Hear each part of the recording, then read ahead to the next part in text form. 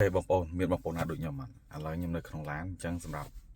អ្នកដែលគាត់បើកឡានជួនកាលគាត់ពាក់ស្បែកជើងប៊ូគាត់ចេញពីធ្វើការឬក៏ទៅឆ្ងាយប៉ុណ្ណាជួនកាលទៅធំក្លិនដោះមកធំក្លិនស្អុយពេញឡានក៏មានពេលខ្លះទៅគាត់ក៏លក្ខណៈថាជួនកាលទៅគាត់សើធំដែរគាត់យូរពាក់ម្ដងម្កាលតែអ្នកដែលមានពាក់ជាពិសេសបងដែលពាក់ស្បែកជើងប៊ូអីសារធំក្លិនណាពេលជួនកាលទៅច្រឡំដោះស្បែកជើងក្នុងឡានមកដោះមកធំក្លិនពេញនឹងអីបងប្អូនអត់បារម្ភទេថាឥឡូវនេះខ្ញុំមានជាផលិតផលបំបត្តិក្លិនស្បែកជើងក្លិនស្រោមជើងនេះបងប្អូនណាជាផលិតផលម្សៅបំបត្តិក្លិនឯកទេសបំបត្តិក្លិននេះខ្ញុំនៅក្នុងឡានមកអញ្ចឹងខ្ញុំអ្នកពាក់ស្បែកជើងបងប្អូនពាក់ស្បែកជើងប៊ូ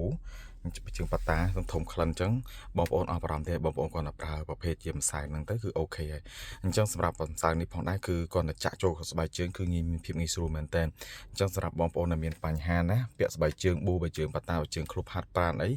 ច្រើនតែដោះស្បែកជើងភ្លេចខ្លួនអីធំនៅក្នុងឡានក្នុងផ្ទះហើយបងប្អូននេះ